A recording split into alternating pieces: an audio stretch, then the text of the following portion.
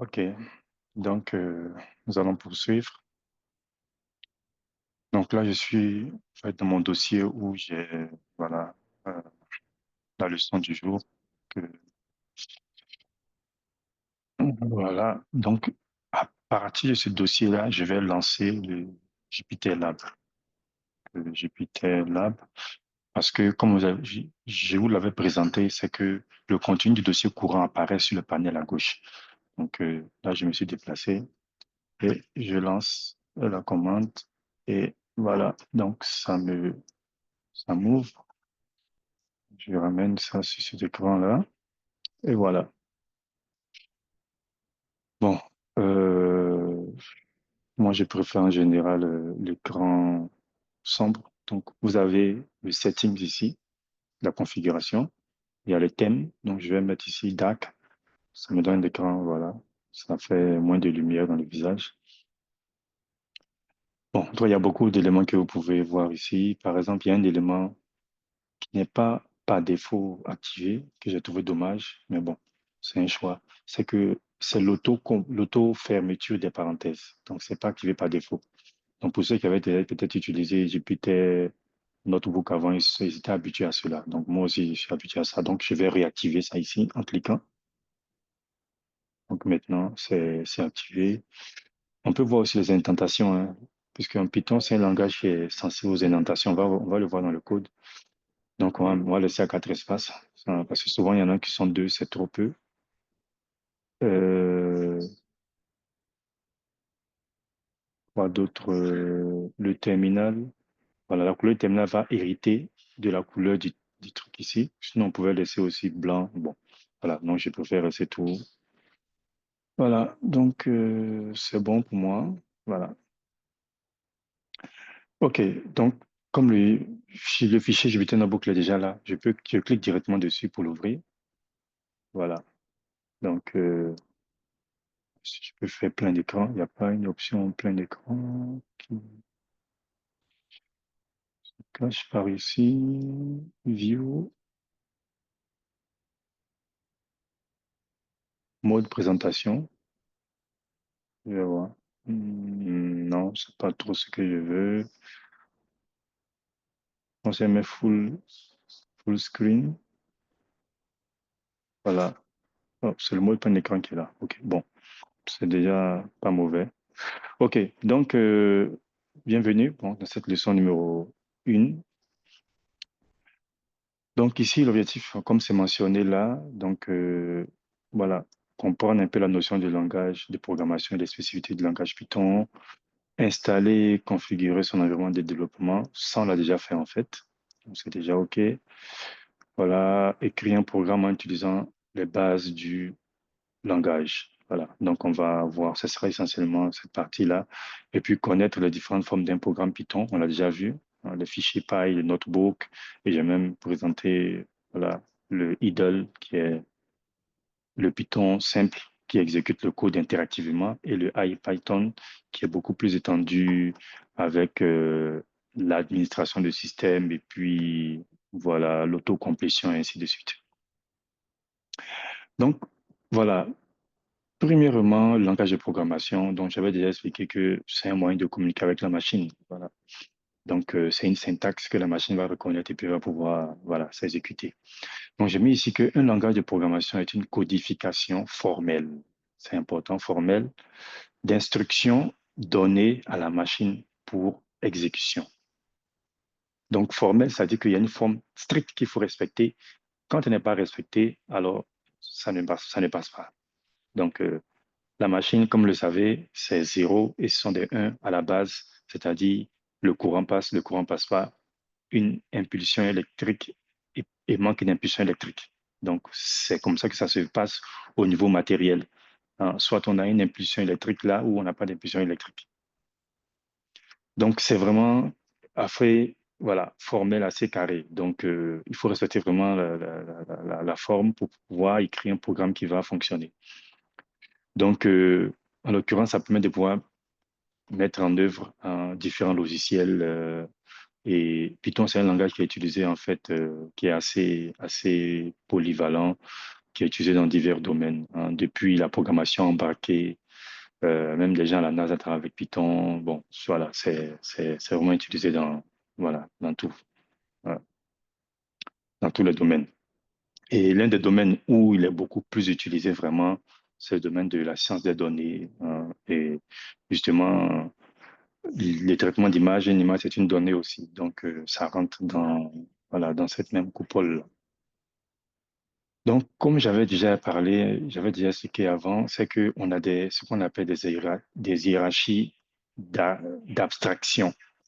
Donc, j'ai pris l'exemple de, pour faire une brique, on a besoin du sable, de l'eau et puis du ciment. Donc, une fois que la brique, elle est faite, on peut utiliser la brique maintenant, assembler plusieurs briques en mettant du ciment entre elles et puis pouvoir faire un petit mur, hein, un mur. Ou bien faire, c'est pas moi, un- une plateforme. Donc, et par exemple, le mur utilise directement la brique. C'est-à-dire, lorsqu'on veut faire le mur, on ne pense pas encore en termes de sable, de ciment, ou bien en termes d'eau. On pense plus en termes de briques. Quelles sont les briques qu'on va faire? Donc, on utilise ce qu'on a fait comme abstraction pour pouvoir faire un autre niveau plus élevé. Donc, justement, les langages de programmation, en fait, sont une sorte d'abstraction qui cache derrière tout ce qu'il y a comme eau, comme briques, comme sable. Donc, c'est ce qu'est le langage de bas niveau, ce qu'on appelle l'assembleur, et puis le langage machine des 0 et des 1, des hexadécimales ou bien des... voilà. Donc, je pense que vous avez compris. Donc, maintenant, avec ce langage-là, qui est un peu élevé, qui se rapproche du langage humain, on peut faire encore une autre abstraction. Et à partir de ça, on peut créer des systèmes avancés. Donc, créer des sites web, créer des applications qui vont être utilisées. Donc, c'est en l'occurrence, c'est en ce sens-là que voilà, le langage est vraiment utilisé. C'est un moyen pour nous de pouvoir créer des logiciels, hein, très avancés. Donc, quand on parle des langages de programmation, donc il y a eu deux types de langages qui ont existé dans l'histoire. Il y a ce qu'on appelle le langage compilé et les langages interprétés. Donc, Python appartient à la famille des langages interprétés. Donc, j'ai mis ici un langage compilé, c'est tout, tout le programme en fait. Mais tout le programme, c'est-à-dire le fichier, par exemple, que j'avais écrit Python, ce fichier-là va être pré-exécuté. On appelle ça la compilation. Il va être compilé d'abord. Et quand c'est compilé, c'est-à-dire il y a un certain nombre d'éléments qui vont être vérifiés. Est-ce que la syntaxe est correcte? Est-ce que les éléments sont structurés de façon correcte? On parle d'évaluation statique. Donc, ça fait une évaluation statique du programme en termes de forme. Et là, des erreurs peuvent être signalées. Et quand il n'y a aucune erreur, alors la compilation passe et ça génère ce qu'on appelle un exécutable. Et ces exécutables-là, c'est lui maintenant qu'on utilise maintenant pour exécuter le programme. Et là, maintenant, s'il y a des problèmes d'exécution, c'est là qu'on va avoir d'autres problèmes. Mais au moins, quand on a fini l'étape de compilation, on est sûr qu'il y a certains problèmes qui sont réglés automatiquement. Donc, c'est ça le processus de compilation. Donc, en l'occurrence, les langages tels que le langage C, Java et autres sont des langages compilés.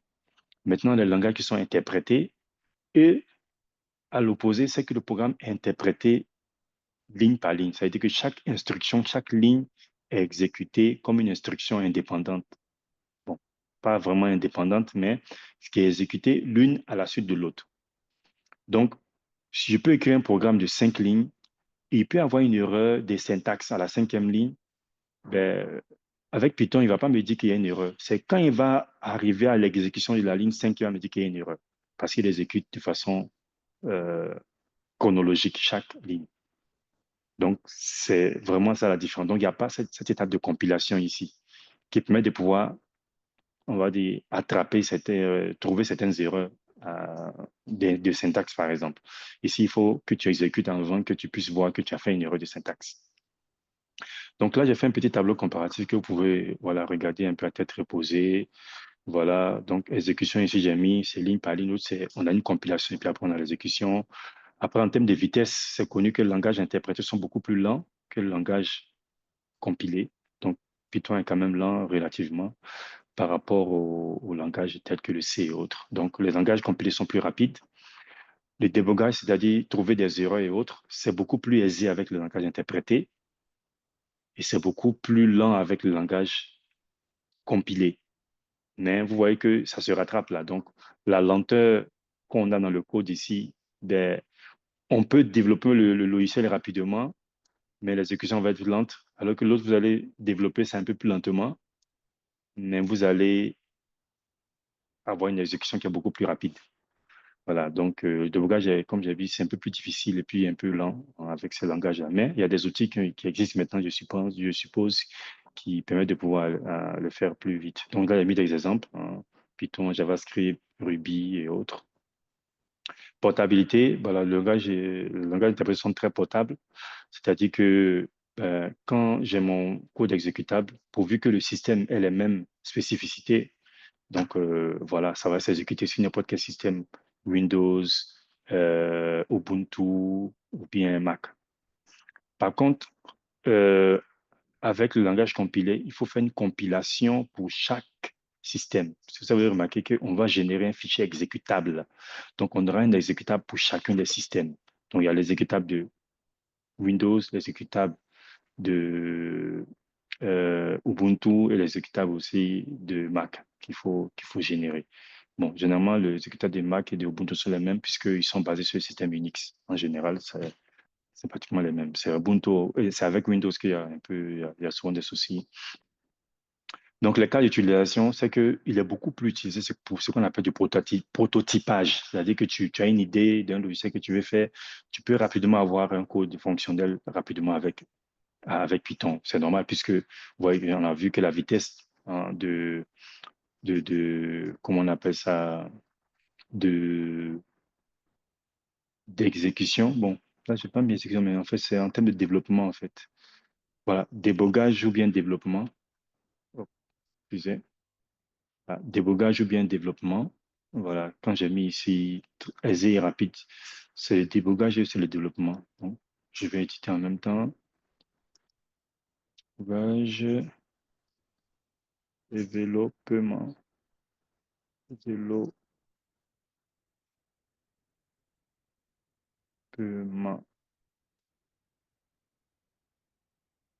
Donc, c'est deux P, hein. L'anglais, le français, là, il y a. Voilà, donc débogage, développement. Ok, donc voilà un peu une petite introduction sur le langage Python, voilà, pour que vous ayez un peu une idée. Bon, après, vous pouvez aller chercher sur Internet hein, qui a créé le langage, ça a été créé en quelle année. Bon, moi, je ne vais pas rentrer dans les détails historiques. Vous pouvez, voilà, le voir sur Internet. Donc, en même temps, je fais une petite parenthèse. Donc, vous avez remarqué que quand j'ai cliqué, vous avez vu qu'il y a des textes bizarres qui ont apparu là, voilà. Donc, comme j'ai dit, ça, c'est le Markdown. Donc, c'est un texte enrichi. Vous voyez un tableau hein, qui est bien joli, bien disposé là. Mais en fait, il faut voilà, écrire un peu d'une certaine manière, il faut mettre certaines, je ne sais pas comment je vais dire ça, qui ressemblent un peu à des balises hein, au sens HTML. C'est ça qu'on appelle le Markdown. Donc, c'est un texte enrichi qui permet de pouvoir créer un certain style. Donc, pour pouvoir créer un tableau, donc, il y a la syntaxe qui est là pour pouvoir créer un tableau, tout ça, pour que ça puisse sortir. Donc, c'est ça le Markdown. Donc, vous voyez qu'on peut vraiment faire des choses assez intéressantes avec ça. Et puis, vous avez remarqué aussi, c'est une balise HTML. Donc, le code HTML aussi est exécuté aussi en même temps dans le mode Markdown. Donc, c'est vraiment quelque chose de très intéressant avec. Ça donne vraiment une très grande flexibilité, en fait, en termes de style qu'on veut mettre hein, dans le texte qu'on veut écrire dans notre notebook. Donc, quand j'exécute, ça donne le rendu, voilà, que vous voyez là. OK. Donc, après cette introduction-là, bon, rapidement, on va passer maintenant à quelques éléments de base hein, du langage, des opérations de base. Donc, j'ai mis ici computer, un calculateur à la base. Donc, ça a commencé d'abord avec un calculateur et c'est après que les choses ont évolué pour qu'on ait un ordinateur. Donc, même le mot anglophone, il maintient toujours l'histoire. Quand on dit computer, ça signifie calculateur. Donc, c'est un calculateur à la base. Donc, rien de plus normal que de commencer par les opérations voilà, mathématiques, qui sont les éléments de base. Donc, ici, je Ici, vous voyez que dans cette cellule-là, donc je ne vais pas parler, ça ce sont les cellules. Donc, le notebook est divisé en plusieurs cellules. Donc, les cellules peuvent être de deux types. Soit on la met en Markdown, soit on la met en code. On ne peut pas avoir les deux en même temps. Voilà, puisque chacun a son mode d'exécution. Donc, faire du rendu textuel comme celui-là qui va compiler le HTML, c'est différent de exécuter un code Python proprement dit. Donc, c'est important de spécifier. Donc là, je suis dans une zone, vous voyez, c'est écrit ici code. Donc ici, c'est du code Python. Donc ici, j'ai mis, ici, ceci est un commentaire. C'est-à-dire que pour écrire un commentaire, c'est juste un texte qu'on va écrire, mais qui n'est pas exécuté. Donc ça commence avec un dièse. Donc tout ce qui va s'écrire là-dessus du dièse, c'est un commentaire en Python. Donc ce sont les commentaires en une ligne. Voilà, donc je n'ai pas écrit. Il y a aussi les commentaires sur plusieurs lignes. Donc là, il faut écrire les griffes. Il faut faire trois, trois griffes, trois griffes. Et ce qui est à l'intérieur, c'est considéré comme du commentaire. Voilà, ce qui est à l'intérieur est considéré comme du commentaire. C'est pas euh, ceci est un commentaire multiligne. Voilà, multiligne.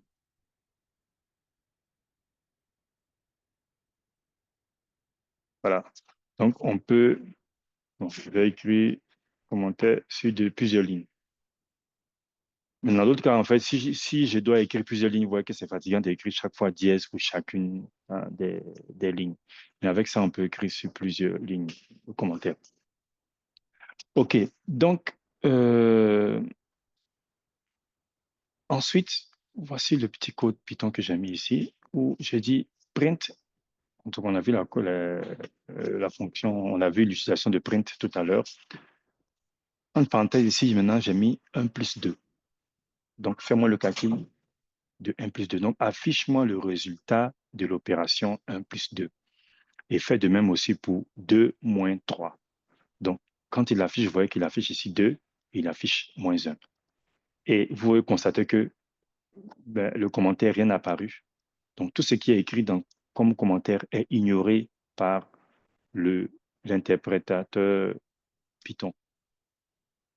Excusez. Donc, c'est ignoré complètement. C'est seulement ça qui va être exécuté.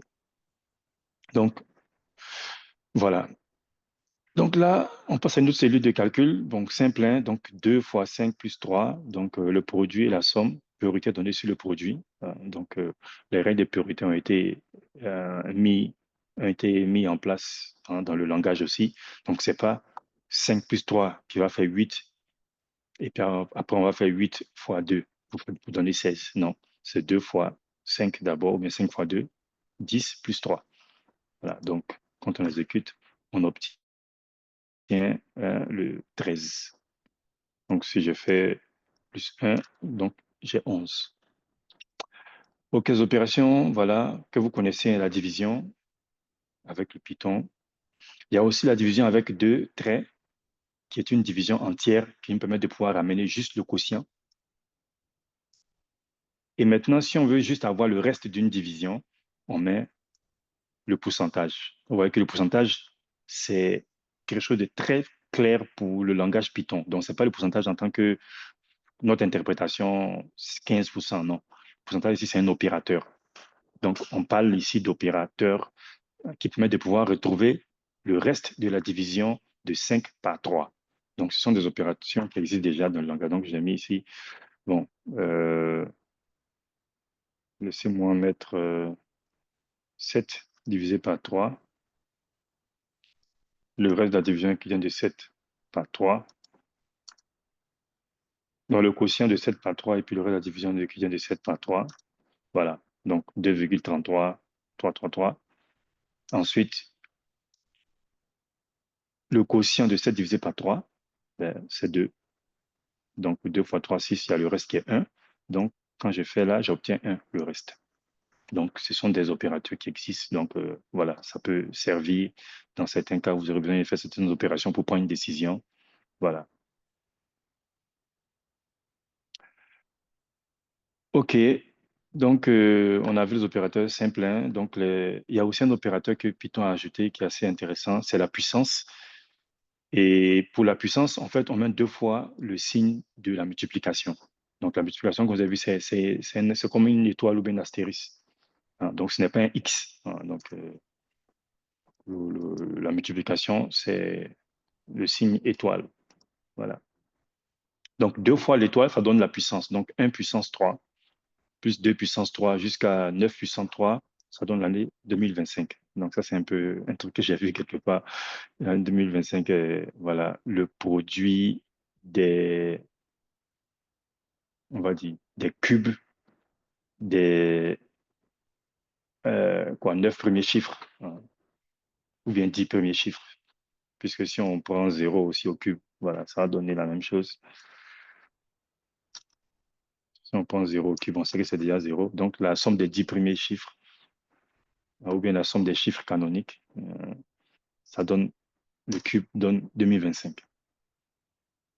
OK, donc j'ai pas mentionné tout ça, que ici, on sommes en train de faire des opérations. Donc, le langage, le vocabulaire qui est utilisé, c'est que ce qui est entre les deux nombres, on appelle l'opérateur, et puis les deux éléments, on les appelle les opérandes, hein. Donc, là, on a plusieurs opérandes ici, 2, 5, 1, et les opérateurs, il y a multiplié ici, qui est l'étoile, et puis on a le plus. Donc, ça, ce sont des, on va dire, ce sont des données en Python, hein. Donc, ces données-là, elles ont un type. Elles ont un type spécifique. Ici, le type, ici, je peux afficher le type. Je n'ai pas mentionné, c'est que quand on fait le print, on peut mettre des virgules, hein, et puis écrire plusieurs fois. Donc, il va afficher chaque élément qu'on a mis dans le print. Et là où il y a la virgule, il va mettre un espace, en fait, hein, pour séparer les éléments qui ont été mentionnés. Voilà. Donc, c'est peut-être un peu ça. Donc, c'est la même chose que j'utilise ici aussi. Donc, le type de 1, il me met ici une classe. Bon, on va voir après c'est quoi une classe. Mais ce que vous tenez que c'est le int, qui signifie integer, qui veut dire un entier. Donc, un entier, ça peut être aussi moins un inclus dedans. Après, je mets 2.0. 2.0, il me dit c'est float. Float, ça peut dire en fait que ce sont des nombres décimaux. Ce sont des nombres décimaux. Et ici aussi 3 aussi. Donc, pour vous montrer en même temps, hein, donc en Python, on peut ne pas mettre le 0. Je mets 3 points simplement. Ça signifie que c'est une valeur décimale aussi. Donc là, on peut, vous voyez, avoir accès au type. On peut connaître le type d'une valeur ou bien d'une donnée en Python. Maintenant, là, j'ai fait une opération ici pour montrer que euh, le float va l'emporter toujours sur l'entier parce il est plus précis que l'entier. Donc, j'ai fait ici un nombre entier ici que j'ai retiré un autre nombre, mais qui est décimal. Donc, le résultat, automatiquement, il est converti en décimal. Donc, ça, c'est un peu, voilà, comment les types interagissent entre eux, mais ce sont tous des valeurs numériques ici. Donc là, c'est juste quelques opérations numériques que j'ai présentées là. On va passer maintenant aux opérations booléennes. Donc, on sait que la machine, ça fonctionne avec, comme j'ai dit, des 0 et 1. Et les 0 et 1, justement, on va dire, la théorie qui est derrière ça, c'est qu'on appelle l'algèbre de Boole, hein, l'algèbre de Boole, qui, voilà, définit un peu les opérations, hein, sur des valeurs booléennes. Donc, les valeurs booléennes, en fait, c'est 0, 1. On dit 0, 1, mais sinon, bon, on va dire, le thème qui est utilisé, c'est vrai ou faux. Voilà, vrai ou faux. Donc, je peux dire, affichez-moi les valeurs de vrai ou faux. Il y a seulement deux valeurs. Il y a seulement vrai ou bien faux. Donc, affiche-moi vrai, affiche-moi faux. Et puis, il faut afficher le type de chacun d'eux. Donc, j'exécute. Et là, je vois que c'est true qui est sorti, false est sorti, et la classe, ils ont mis bool, bool. Donc, ce sont des valeurs booléennes. Donc, c'est connu vraiment en Python comme étant booléen. Donc, vous ne pouvez pas utiliser cette, comment on dirait, ce mot-clé-là dans votre programme. Bon, on va voir après la définition des variables. Donc, on ne peut pas utiliser, hein, comme définition de variable. Bon, c'est un peu précoce pour le moment, mais ça va venir plus tard. Donc, ici, maintenant, avec la valeur booléenne, on peut faire des opérations. Donc, les opérations sur la valeur booléenne. Et l'opération de et, hein, qu'on dit and, mais l'opération de ou, qui est le or.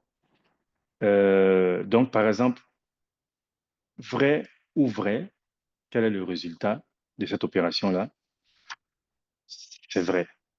Maintenant, vrai ou faux, le résultat, c'est quoi? C'est toujours vrai. Mais vrai et faux, le résultat, c'est faux. Donc, ça, je suppose que vous connaissez un peu. Ce sont les éléments de base, en fait, sur les opérations booléennes, hein. Donc, je ne vais pas rentrer dans ce détail-là. Vous devez le connaître. Et puis, on peut les réécrire autrement, hein, c'est ce qui est beaucoup plus courant. Ça, c'est pour rendre un peu plus lisible au niveau humain, mais on peut utiliser le et commercial, en fait, ou on peut utiliser ici la barre verticale pour signifier le ou. Donc, vous voyez qu'on obtient toujours les mêmes résultats pour les vrais et vrais, vrai et faux et faux. Voilà. Donc, on peut faire des opérations mathématiques aussi. Donc, je peux additionner les vrais et les faux, mais seulement que ils vont être convertis en entier, vous voyez. Donc, et la règle générale ici, c'est que le faux représente toujours 0 et le vrai, le true, correspond toujours à 1,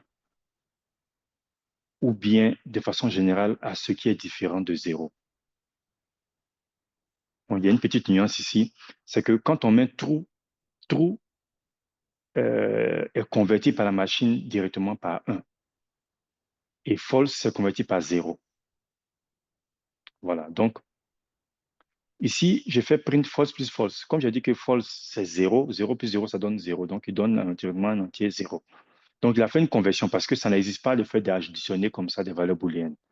Donc, il a compris que bah, il a essayé de voir le type le plus proche qui est un type entier et donc il a juste converti en même temps.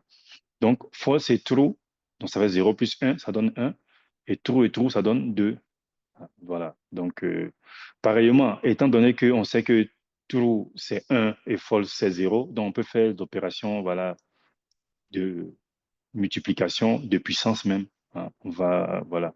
Donc, pour vous montrer que c'est un truc formel, son interprétation, ce que ça signifie derrière, c'est ce que la machine va utiliser. En tant qu'humain, pour nous, on trouve que ça n'a pas de sens de dire vrai fois vrai. Comment on peut multiplier vrai par vrai? Ça n'a pas de sens en tant qu'humain. Ou bien vrai à la puissance faux. Ça n'a pas de sens. Mais la machine, elle, bah, c'est un truc de formel. C'est que derrière, ça a une valeur correspondante. Elle prend, elle exécute. Donc, voilà pourquoi on dit que la machine est, on dit souvent, elle est bête.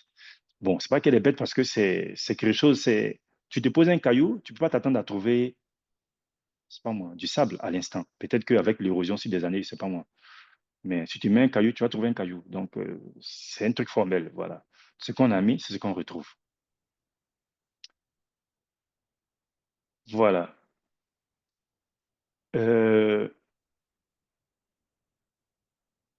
donc, on va s'arrêter là sur ces quelques opérations booléennes et on va poursuivre tout à l'heure.